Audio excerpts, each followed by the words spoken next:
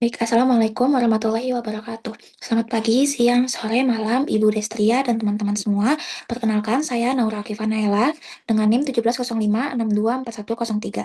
Pada kesempatan kali ini, saya akan mempresentasikan proyek inovasi saya yang berjudul Analisis Peluang Inovasi Layanan Pelanggan pada UMKM AHS Talita, menggunakan bisnis model Canvas dan Value Proposition Canvas.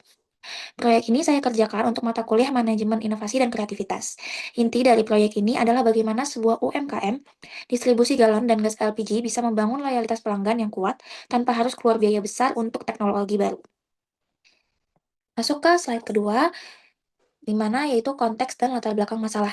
Di slide ini, saya tampilkan beberapa konteks dan latar belakang masalah. Seperti yang kita tahu bahwa konsumen modern sekarang menilai bukan hanya harga, tapi juga kemudahan pemesanan dan kualitas hubungan dengan penjual. Nah, AHS Talita sebenarnya sudah selangkah lebih maju.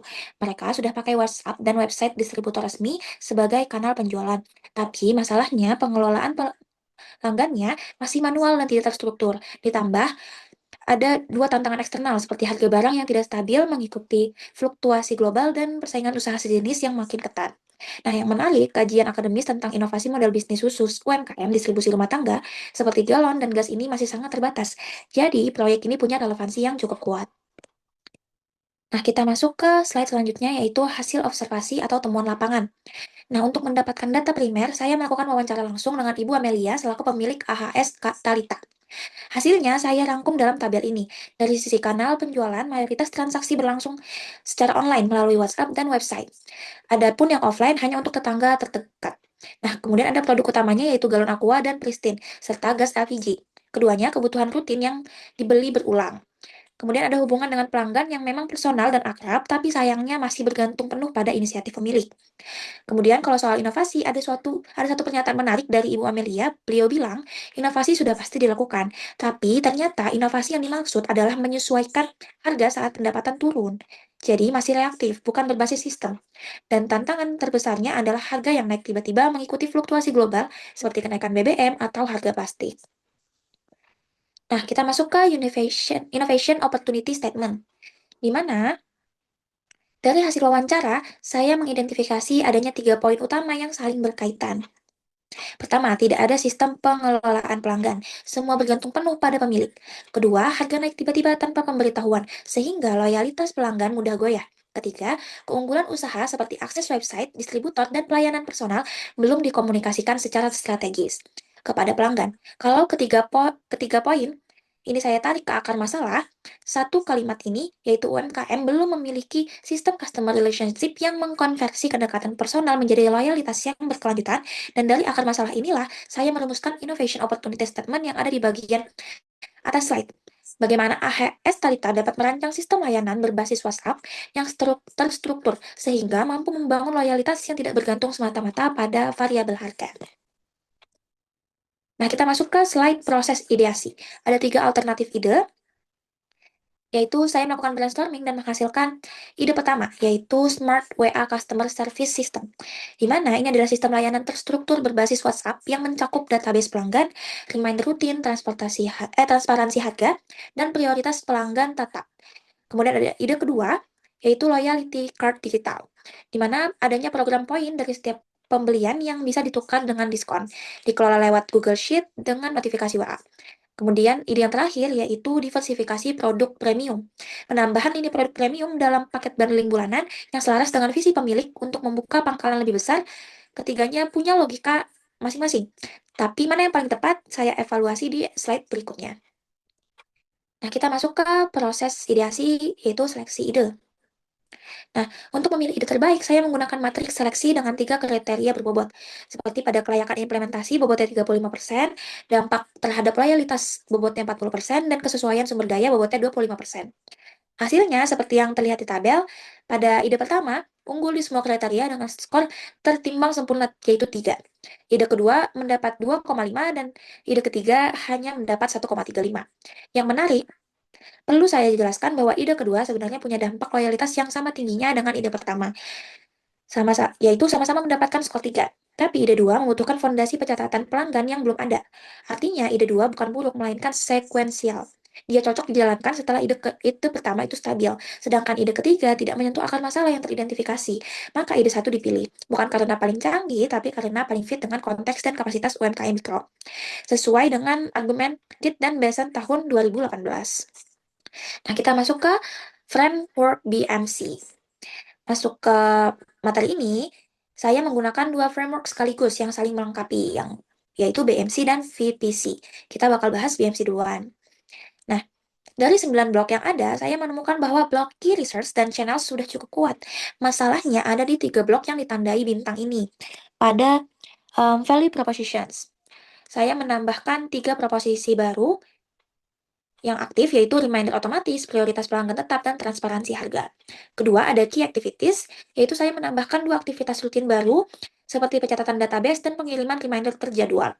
Ketiga, pada customer relationships, ada pola hubungan yang bisa diubah dari yang semulanya reaktif, hanya merespons saat pelanggan menghubungi, menjadi sebuah proaktif dan terstruktur di mana pemilik yang menginisiasi kontak secara terjadwal. Nah, kita masuk ke framework VPC, yaitu pada framework kedua ini, value proposition canvas bekerja dengan mencocokkan dua sisi, apa yang dirasakan pelanggan di sisi kanan dan apa yang ditawarkan usaha di sisi kiri. Di tabel ini, saya tampilkan 3 titik keselarasan atau fit utama yang saya temukan, di mana poin pertama yaitu lupa isi ulang dijawab dengan reminder otomatis via WhatsApp. Kemudian poin kedua, harga naik tiba-tiba dijawab dengan protokol transparansi komunikasi harga. Kemudian ada Pemilik mengirim penjelasan sebelum kenaikan berlaku. Dan poin ketiga, harus hubungi sendiri dijawab oleh sistem proaktif relationship dan prioritas pelanggan tetap. Kesimpulannya, sederhana tapi kuat, satu sistem, 3 masalah terjawab sekaligus. Nah, kita masuk ke slide framework interpretasi hasil. Di mana dari penerapan BMC dan VPC secara bersamaan, saya menarik 3 temuan analisis utama yang ada di slide ini, di mana temuan pertama ada aset digital AHS Talita yang sudah ada, tapi belum diaktifkan. Key resources dan channel sudah kuat, tapi key activities dan customer relationships tidak mengoptimalkan aset itu. Temuan kedua, loyalitas pelanggan saat ini bersifat rapuh karena bergantung penuh pada kedekatan lokasi dan personal pemilik. Dua hal yang tidak tahan terhadap guncangan harga maupun persaingan. Dan temuan ketiga, dan ini yang paling strategis, yaitu SWCS bukan solusi tunggal untuk satu masalah. Ini adalah fondasi ekosistem layanan yang bisa berkembang bertahap, mulai dari sistem reminder, lalu program poin, hingga ekspansi pangkalan yang sudah jadi visi pemilik. Kita masuk ke slide ke-10, yaitu 4 pilar SWCS. Ini merupakan slide yang berisi solusi lengkap, di mana, seperti yang tertulis pada slide, SWCS ini bukan aplikasi baru, bukan investasi mahal, tapi sistem yang mengubah cara kerja. SWCS dibangun di atas 4 pilar, di mana pilar pertama yaitu database pelanggan, adanya pencatatan nama, nomor WA, dan produk rutin, serta frekuensi beli menggunakan Google Sheets. Nah, ini menjadi sebuah fondasi dari segalanya. Kemudian ada pilar kedua, yaitu reminder rutin. Adanya pesan WhatsApp, terjadwal yang dikirim pemilik sebelum stok pelanggan habis, mengubah pola dari reaktif menjadi proaktif. Kemudian ada pilar ketiga, yaitu transparansi harga, seperti notifikasi penjelasan alasan perubahan harga, dikirimkan sebelum kenaikan berlaku, membangun kepercayaan bahkan di saat harga naik.